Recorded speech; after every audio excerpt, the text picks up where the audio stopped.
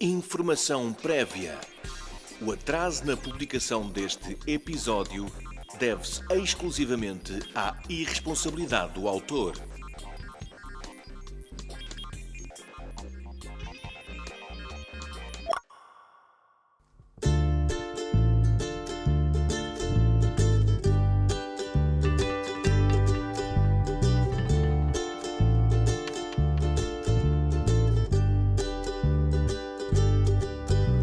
Agarra-te ou deixa-te ir, a noite caiu, a maré subiu, uma estrela brilha na escuridão, no vento frio, o mar e a sua canção. Capitão Solidão. Um diário de bordo em podcast.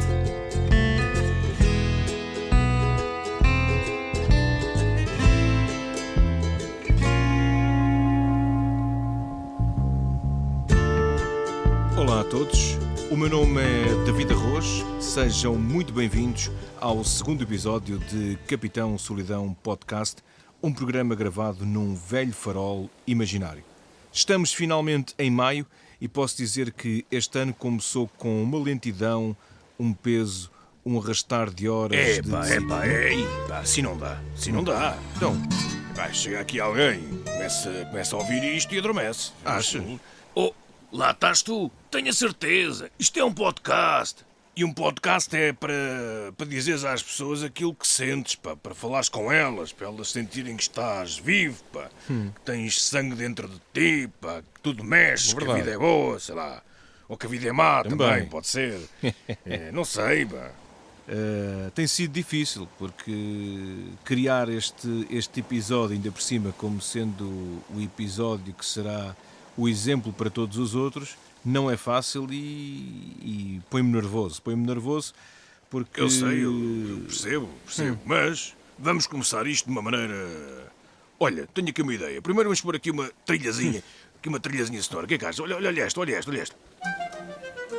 Espera, capitão, espera um bocadinho. É que também não pode ser uma trilha que faça com que as pessoas se distraiam. O foco tem que estar na conversa. Eu acho que tenho aqui uma ideia. Vê lá o que é que achas desta trilha aqui como música de fundo para as nossas conversas. Vê lá. E lá. Então, gostas? Ia pá, se isto me cá um sonoplasta, estás a ver? É boa. Estás a ver como dentro de ti há alguma coisa? Estás cheio de maravilhas. E agora é continuares. Agora sim, pegas naquilo que querias dizer ao bocado. Estavas a falar, começámos em maio, mas que o início do ano não tinha sido um bocadinho atribulado e tal. Pegas nisto, fazes uma amálgama com as palavras todas, mandas cá para fora e tens-me aqui a ouvir-te. A mim e todo um auditório. Portanto, vamos lá. Vamos a isso. Agarra nessas ideias e é como se estivesse olha, a contar os tentáculos de um polvo. Ou isso, ou imaginar-se picado por um peixe-agulha. Isso é doloroso. É só seguires o teu instinto. Boa. Olha, enquanto tu tentas afinar isso tudo, vou ali regar as plantas, se é que me entendes. Depois, se precisares de mim, chama-me, pá, que eu estou aqui para ti de alma e coração. Ok. Força, marojo. Obrigado, capitão. Bom, vou mesmo seguir a recomendação do capitão porque daquilo que eu tenho visto só há duas coisas que ele não sabe fazer. É sopa e cantar. De resto, o homem até se desenrasca bem. E estava eu a dizer inicialmente de forma mortiça que estamos finalmente em maio. Devia ter dito, estamos finalmente em maio. Ou estamos finalmente em maio. Ai, porquê? Porque o início deste ano foi um arrastar de decisões, de respostas, sei lá. Parecia que tinha caído em areia movediça, sabem? Em águas pesadas de uma praia fluvial, em que por mais braçadas que desse, não conseguia sair do mesmo sítio. Sentia-me uma pedra que atirada ao mar ia logo diretamente ao fundo, era assim que eu me sentia. Uma maré de azar.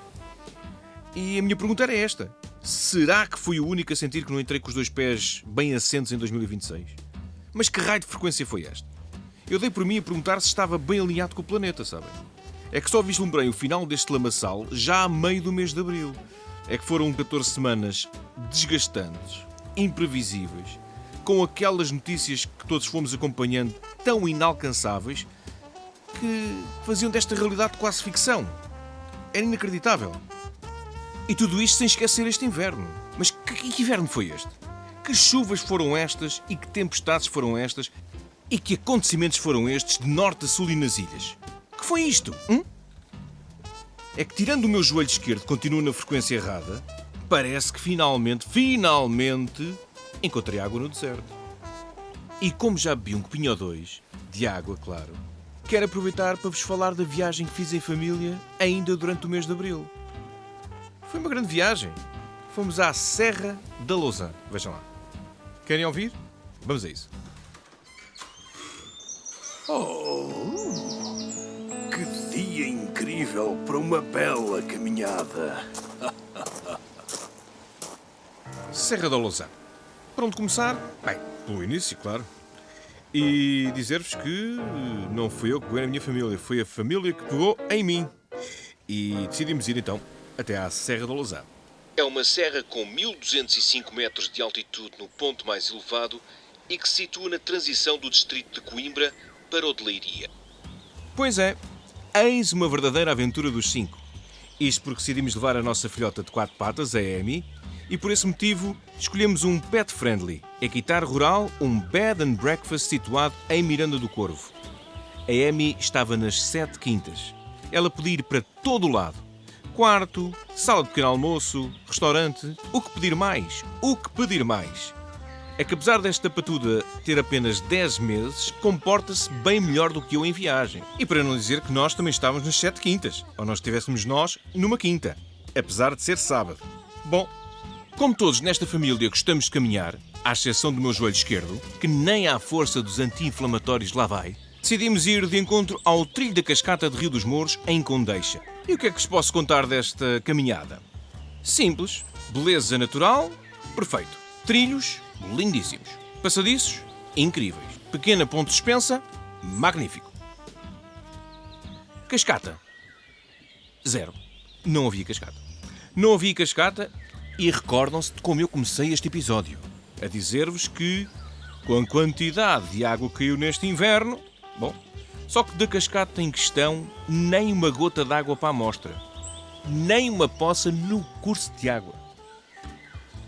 Por isso, para terem a certeza que vão ver um bocadinho de água, ou que vão ver a cascata em todo o seu esplendor, em toda a sua exuberância, ou como diz o capitão, com toda a sua pujança, talvez entre os meses de novembro e fevereiro. Esta é a minha recomendação. E olhem que eu apanhei algumas pessoas da região a dizer que estavam surpreendidas que nesta altura do ano, com aquilo que choveu, não existisse água. Estranho. Tudo seco. Já nós, completamente alagados em suor. Começámos esta caminhada junto às ruínas de Conímbriga. É um bom sítio para começar.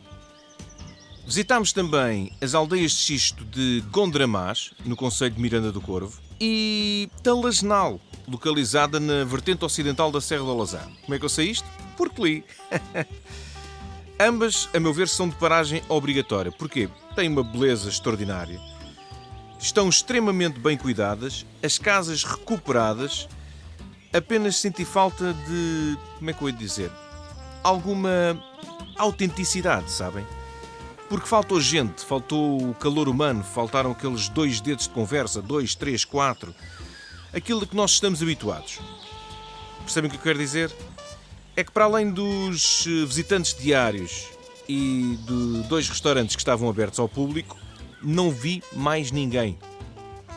Parece-me até que as casas, na sua maioria, servem apenas como alojamentos turísticos. Será? Não sei. No entanto, não posso dizer que não achei fascinante, porque em ambos os casos, as configurações das aldeias, as ruas encantadoras, as casas de pequena dimensão, eram espetaculares. Eram belas miniaturas feitas de xisto.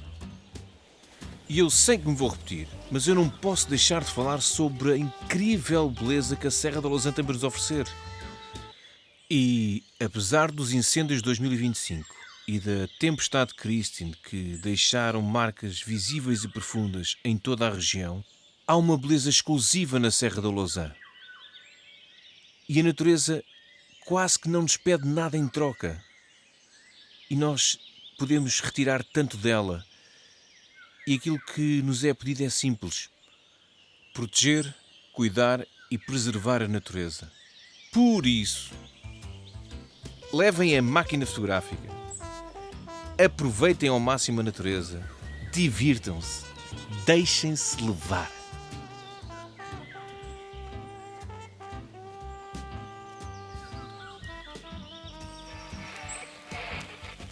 Duas bolachas, um chá e a música. Qual será? E podem ter a certeza, se o mundo acabar, sem música é que eu não vou ficar. Credo! Mas o que dizes? Olha que com essa que eu não estava a contar. Palavra que nem devia entrar. Ainda por cima já estás sentado ao piano. Não, juro que não ia tocar nada enquanto não parasses de debitar palavras. Mas estava aqui a meditar um arpégio. Oh, capitão, bem melhor do que meditares num arpejo seria pôr as mãos nas teclas e tocar. Que me dizes? Ou esse piano continua desafinado? Desafinado? Eu não te admito que me digas que este piano que me foi oferecido pelo meu bisavô está desafinado. Mas ficas desde já a saber que nem um canto de sereia consegue ter um som tão cristalino como este. Este é um piano. Os outros não passam de uma pequena escama de peixe. E para te provar do que falo, vou fazer um arpégio. Escuta bem.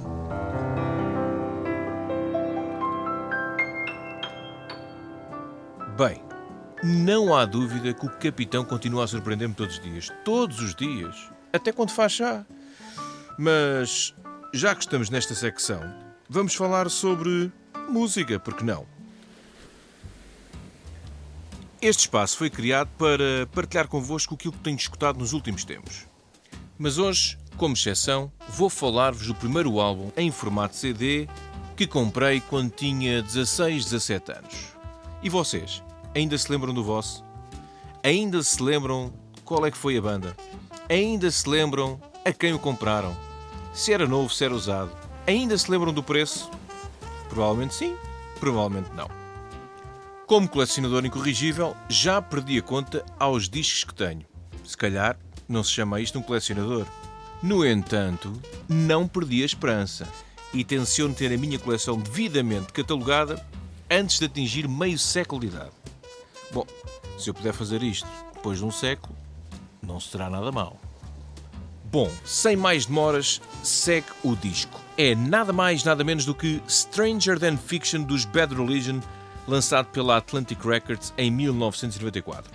Poderia ter sido outro qualquer, poderia.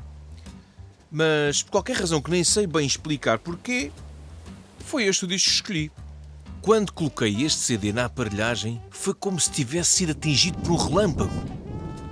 Para além deste disco, e dentro do estilo punk rock, Punk in Drublic dos NoFX, Less Talk More Rock dos Propaganda, The Rest is Silence dos Randy, Penny Bridge Pioneers dos Millencolin, Sound City Burning dos Undeclinable, No Touch Red dos Body Jar e Calendar do Star Market foram discos que certamente escutei até o laser ter queimado por completo os meus CDs.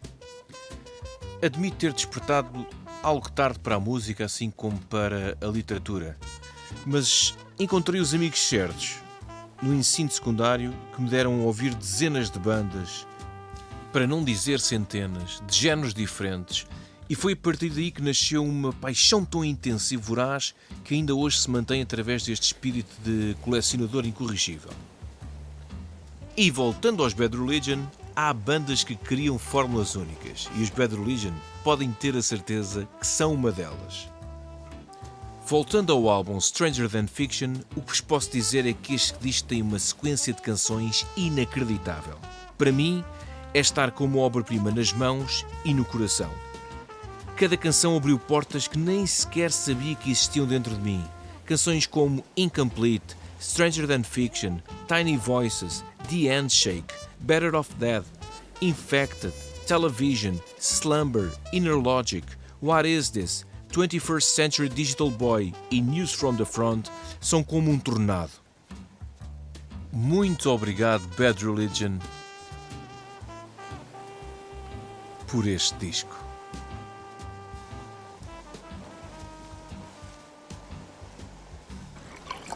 Na esplanada de um snack bar, tenho muito tempo para pensar. No passado mês de abril, mês da liberdade, celebraram-se os 52 anos da Revolução dos Cravos, 25 de abril de 1974. E apesar de estarmos em maio, considero que é muito importante refletirmos todos os dias sobre esta data. Porque em tempos, num estranho tempo, já foi proibido de editar ou vender e até mesmo ler certos livros, ver certos filmes e ouvir determinadas canções. E sem esquecer que todo o ato criativo estava totalmente sufocado pelo regime. Era proibido dar beijos em público e as mulheres de usar biquíni, e as casadas proibidas estavam de viajar para o estrangeiro sem autorização do marido. Eram tantas as restrições, proibições, limitações, condicionantes, que, como diz António Costa Santos no seu livro Era Proibido, os leitores nascidos em democracia poderão duvidar da realidade dos factos que aqui são narrados. Porque esse estranho tempo, em que era indecoroso uma senhora traçar a perna ou usar calças, em que não se podia mostrar o umbigo à beira-mar, conduzir um táxi ou entregar correio sem boné, ou ainda guiar em tronco nu, parece ficção. Quem viveu sempre em liberdade terá dificuldade em imaginar um país onde os filmes eram escrutinados para defender os bons costumes e se ia parar à cadeia por se ouvir a BBC ou ler um determinado livro. Foi um tempo caricato, mas sem graça. Cabe assim a cada um de nós refletir sempre, todos os dias, não esquecer e defender o caminho da liberdade, da igualdade, da esperança, empatia, pois como escreveu José Afonso, em cada esquina um amigo, em cada rosto igualdade. A liberdade deve ser defendida todos os dias, com amor, respeito e sem medo.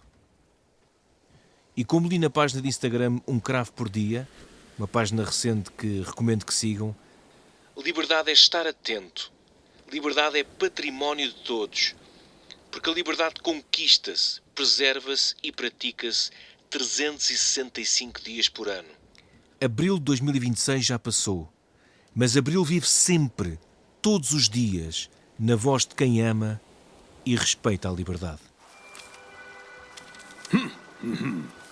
Nas margens deste livro nasceu uma ponte. Livros, livros e mais livros.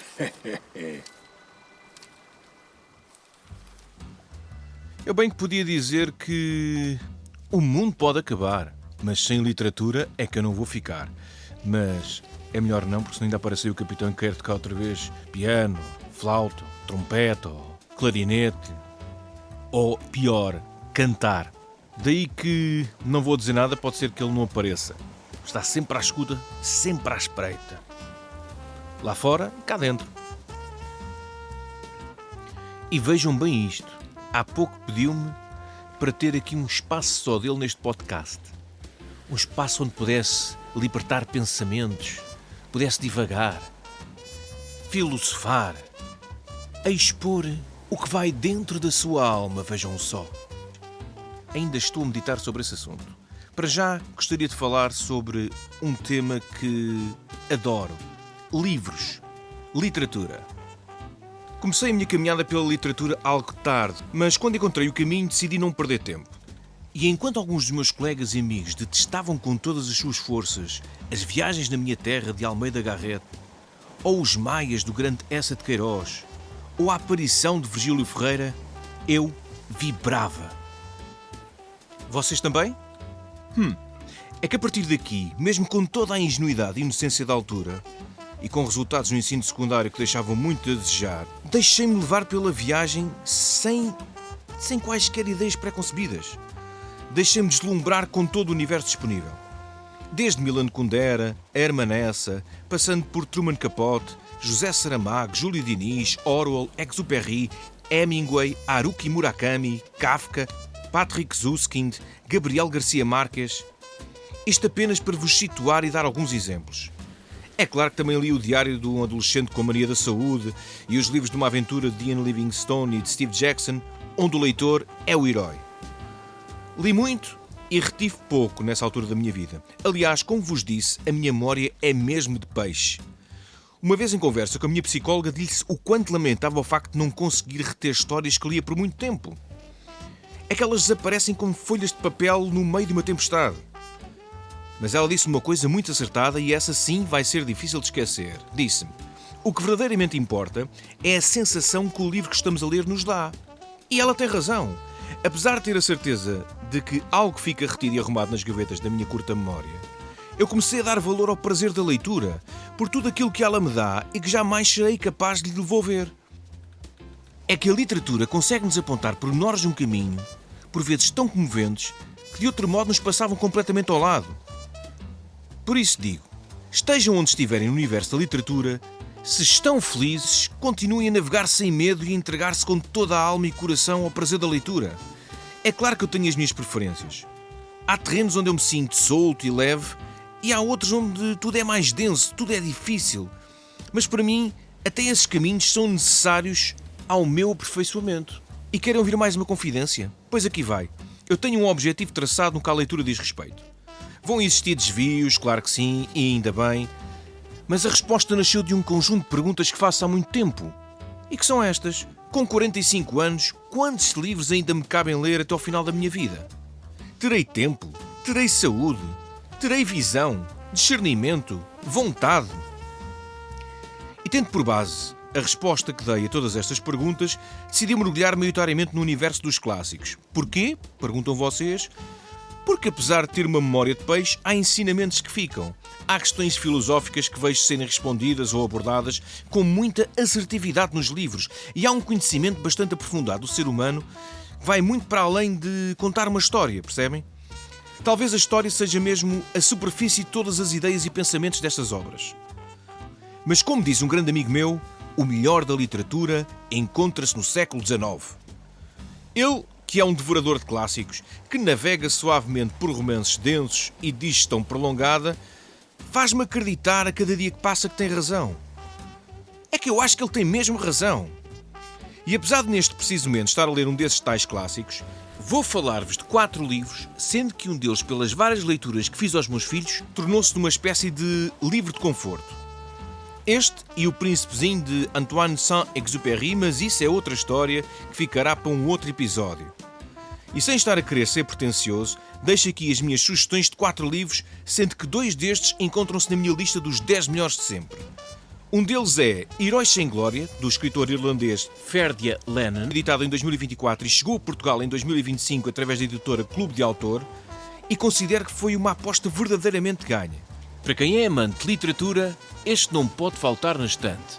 Eu sei que é sempre difícil querer falar de um livro sem falar do enredo, mas esta história passa-se em 412 a.C., século V, e como cenário principal temos uma pedreira em Siracusa, uma cidade costeira na Sicília, isto após as guerras de Peloponeso, onde os atenienses saíram derrotados, tendo sido até um ponto de viragem na guerra. Na pedreira de Siracusa, tendo como prisioneiros de guerra os atenienses, a ligação faz-se através de 2 personagens principais deste romance, Gelon e Lampo, este último é quem narra a história, e que são amigos e tomam uma decisão muito arrojada que vai mudar as suas vidas e as vidas dos prisioneiros para sempre. Comprei-o por recomendação e agora é a minha vez de o recomendar. Uma escrita leve, extremamente cativante, onde não vão conseguir parar de ler.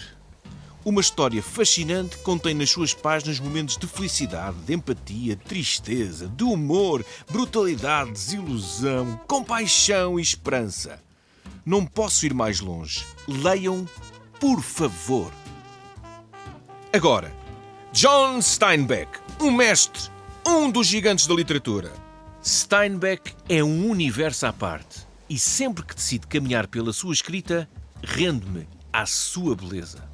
Escritor norte-americano, nasceu em Salinas, na Califórnia, em 1902, recebeu o Prémio Pulitzer de Ficção em 1940 e o Nobel da Literatura no ano de 1962. Faleceu em 1968. Na minha estante dedicada a Steinbeck, posso facilmente chegar às obras A Pérola, A um Deus Desconhecido, O Longo Vale, Ratos e Homens, As Vinhas da Ira e ao livro de que vos quero falar, A Leste do Paraíso. Não tenho por hábito sublinhar livros, mas este ficou bem marcado porque marcou-me de forma inesperada. A Pérola, um livro bem mais curto, já havia oferecido uma viagem inacreditável e brutal. Mas A Leste do Paraíso, A Leste do Paraíso, nem sei por onde começar. Os solos férteis do Vale de Salinas, na Califórnia, são o cenário deste grande fresco histórico que acompanha os destinos de duas famílias, os Trask e os Hamilton, desde os dias da Guerra Civil Americana ao pós-Primeira Guerra Mundial. A inexplicabilidade do amor e as consequências criminosas da sua ausência estão no centro deste romance, publicado originalmente em 1952, onde John Steinbeck apresenta algumas das suas personagens mais cativantes. Enfrentando um percurso pejado de luta e de sofrimento que atravessa gerações, nas suas histórias ouve-se ecoar irremediavelmente a tragédia das palavras bíblicas e assiste-se a uma reencenação da queda de Adão e Eva e da rivalidade destrutiva entre Caim e Abel.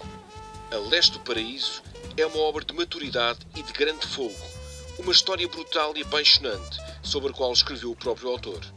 O assunto é o mesmo que cada homem tem utilizado como tema: a existência, o equilíbrio, a batalha e a vitória, na eterna guerra entre a sabedoria e a ignorância, a luz e a treva, o bem e o mal. Edição Livros do Brasil, uma chancela da Porto Editora. Este livro é uma autêntica viagem. Aprendi muito com ele. E espero que vocês também. Acredito mesmo que vão ter uma agradável surpresa. John Steinbeck, obrigado. E, para finalizar, não posso deixar de recomendar a aquisição e leitura de 2 livros infanto-juvenis que são verdadeiras preciosidades no universo da ilustração. Ambas do mesmo autor, David Litchfield, e que são O Urso e o Piano, livro que venceu o prémio Waterstones para melhor livro ilustrado e que foi editado pela primeira vez em 2015, com edição portuguesa em 2017, a cargo da Book Smile e com tradução de Luísa Costa Gomes. E o livro O Gigante Secreto do Avô, de 2017, o mesmo ano para a edição portuguesa, através da mesma editora e com a mesma tradutora. Li ambas as histórias aos meus filhos e a nossa preferida é, sem dúvida, a de O Urso e o Piano. Um mergulho tão belo e enternecedor que já nos fez reler ambas as histórias muito para lá de uma dezena de vezes. Quem sou eu para recomendar? Um simples amante de livros.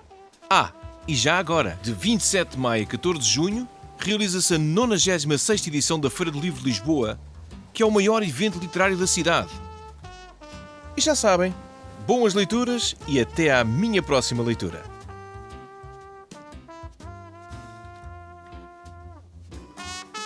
Posso ver muito mal ao longe, mas ainda vejo bem ao perto. Ai, que é isto? Quanto mais penso, menos sei. E sei nada mais, nada menos do que aquilo que sabia quando nasci. Absolutamente nada. E às vezes penso: será que o céu da boca tem nuvens? Será que algures neste universo de expansão ilimitada existe um mar sem fundo e um céu com teto? Será que toda a nossa vida cabe numa simples lata de anchovas? Ou será ela tão imensa e pesada que nem um planeta consegue suportar com o peso da nossa ignorância? Teremos nós medo de voar sem asas? De sonhar acordados? Sonho muito enquanto descasco batatas e penso pouco enquanto durmo. Vejo o mar e caminho, e nas cidades dou por mim a mergulhar no silêncio. Bom, por aqui me fico. Até breve. Até breve, sereias e marujos. Então e agora como é que se faz isto? Como é que a gente desliga isto? É só carregar aqui? Carregar aqui não. Onde é que se liga isto? Hã? Como é que faço isto?